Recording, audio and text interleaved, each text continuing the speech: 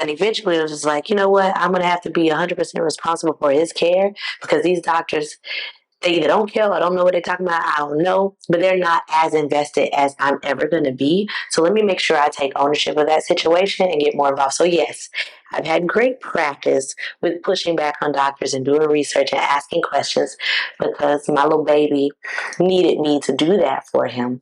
And I bring that same level of energy and care to these babies in this house. They need me to be able and willing to do that for them. And so I got like 50 medications. I'm sorry. Start over. Plan of care. I apologize. I'm sorry.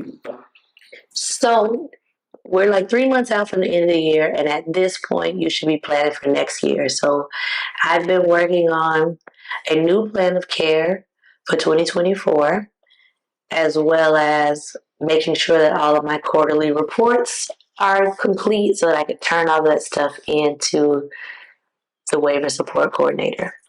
So on a plan of care, you're going to have all of the medications someone takes on there, a list of all of their diagnoses, what else? Any supplies and equipment they need, their nutrition requirements, allergies. Basically, this plan of care sheet, you should be able to take this with you to a doctor or to a hospital, and that institution now has everything they need to know about a patient to begin a workup.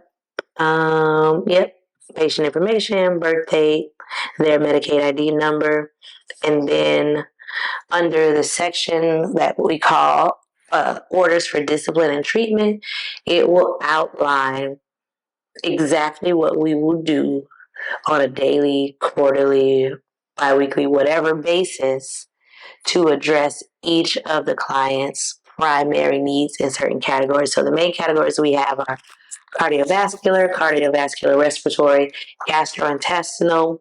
I can't say that word. I can't say that one either. We just gonna move on. Musculoskeletal, neurological, respiratory, safety, collaborative care, which is what other doctors are you working with, and their code status, whether or not they are a DNR or do not resuscitate or a full code. And under each of those categories, you're going to break out what you're doing every day to keep that person healthy. So these categories will vary by the patient based on what their presenting diagnosis or issues are. But it's roughly about 4 pages. Think of it as a script, right? Anybody should be able to read this and know, okay, this is what we have to do for this person every day.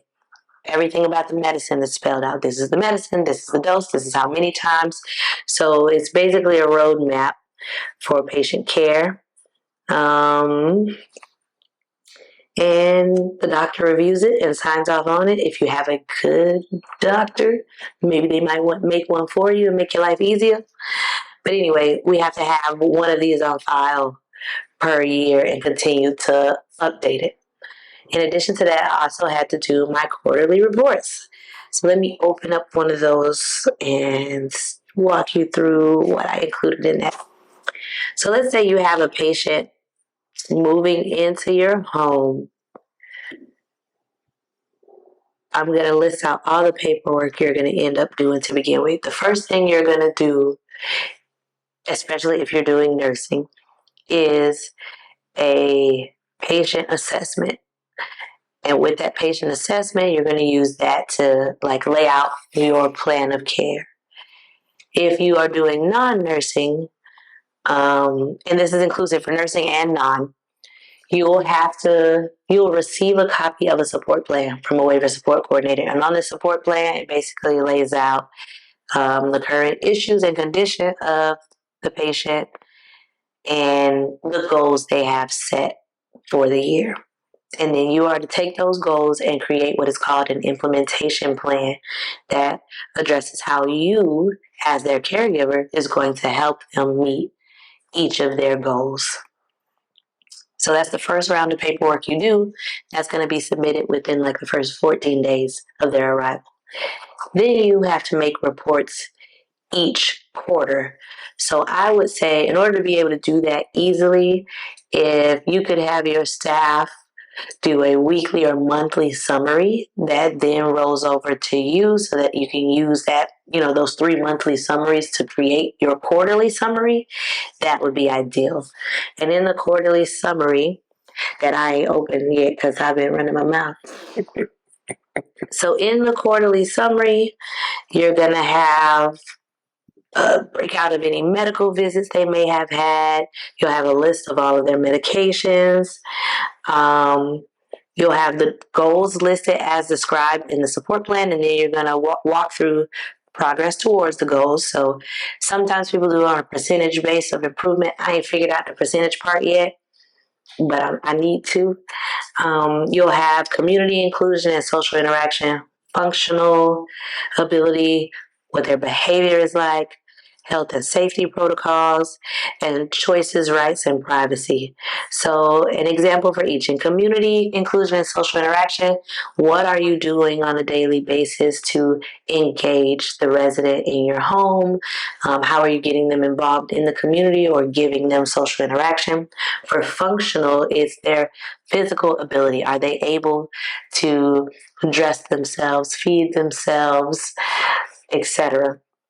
Behavior. How do they behave? Does this person scream a lot? Does this person pinch people? Or are they quiet and they just like to stay to themselves?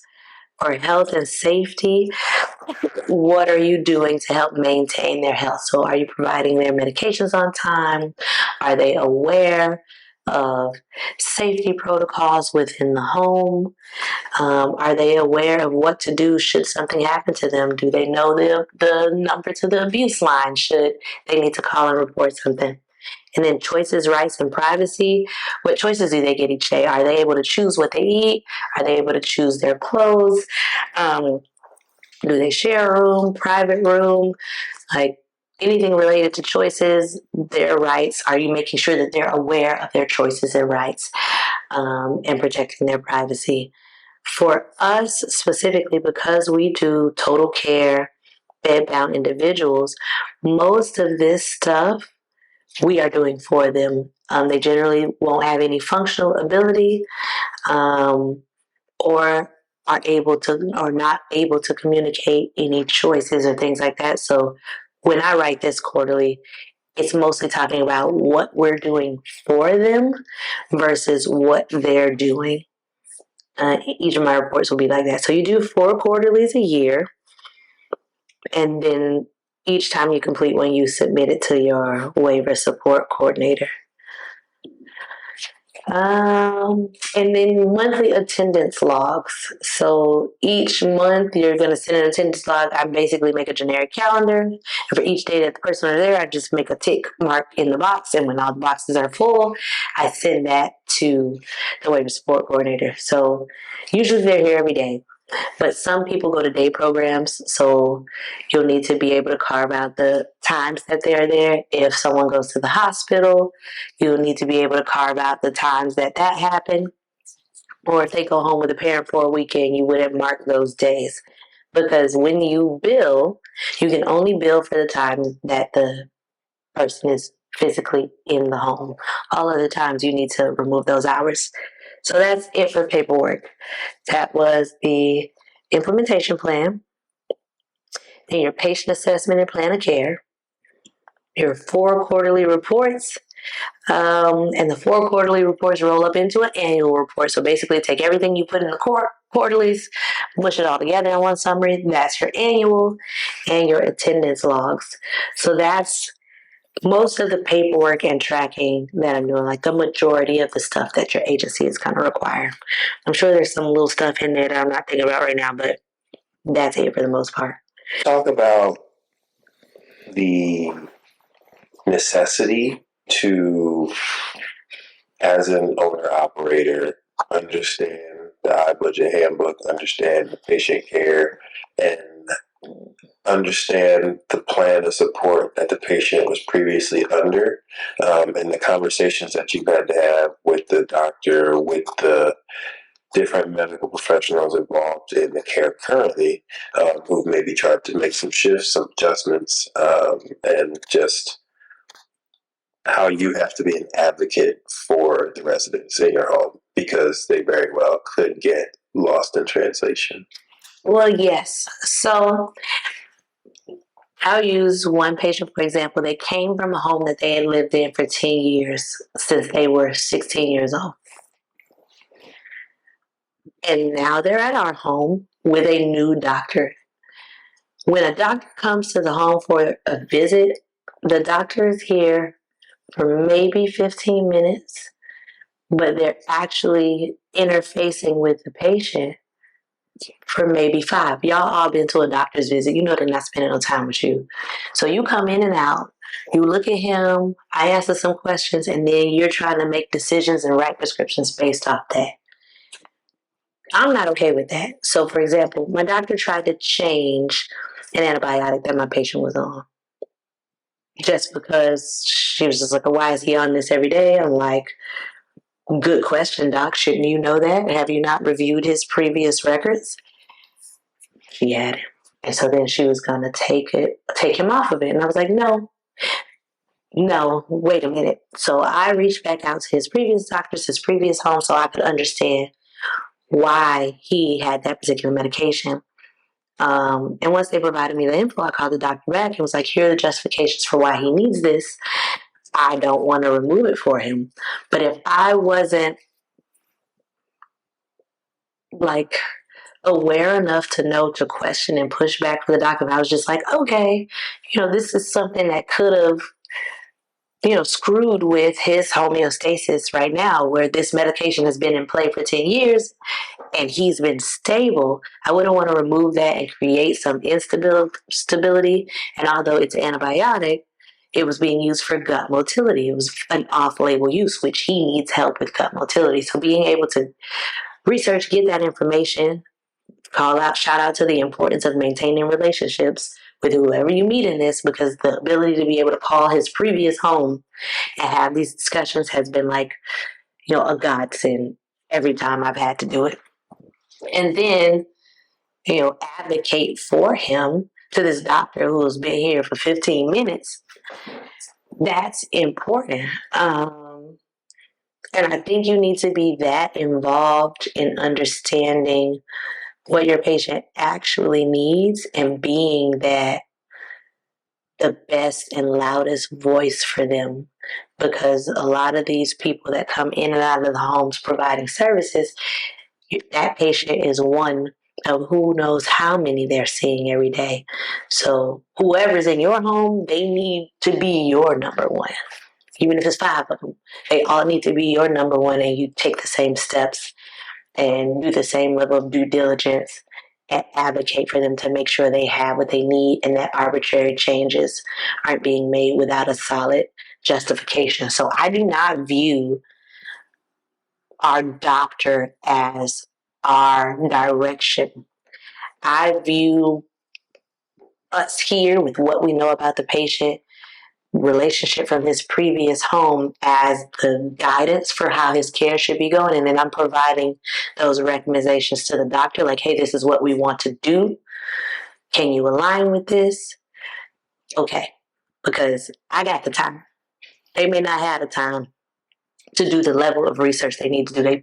They're not going to get it in 15 minutes, but we're here with him 24 hours a day. So I feel like we know what's best first, and then we reach out to that doctor to collaborate to make sure that what we're thinking aligns with like medical necessity and their expertise. But you definitely have to guide that discussion to make sure that all things are considered.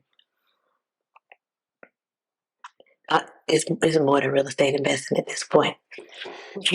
Like, so if you do decide to go this route and it's a conversion from being a real estate investor to opening a residential home, you could choose to be the money person and partner with an operator and never have to know anything about this.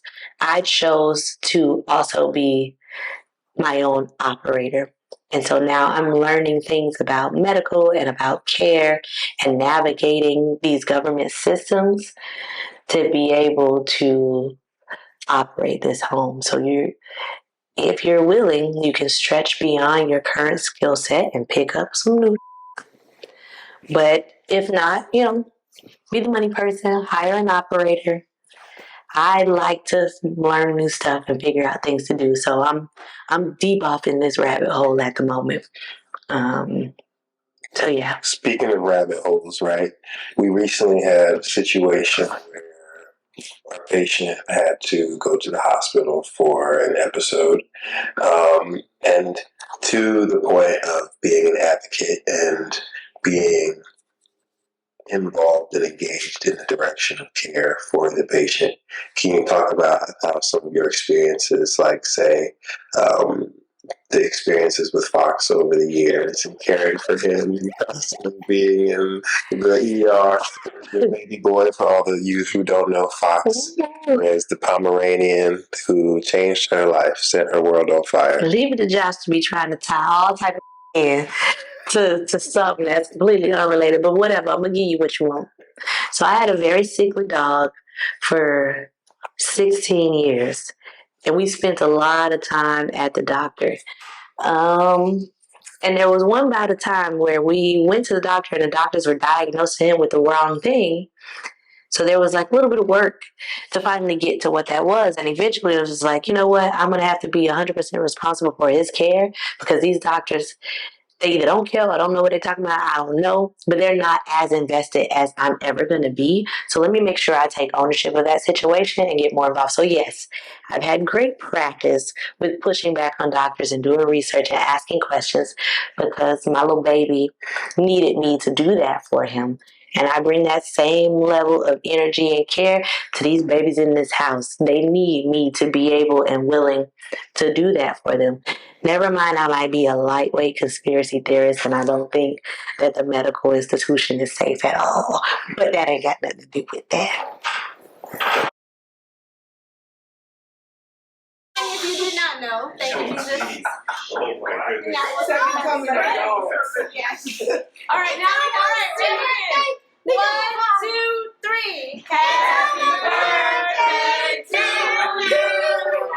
Happy birthday to you. Happy birthday, dear Foxy. Happy birthday to you. Yay!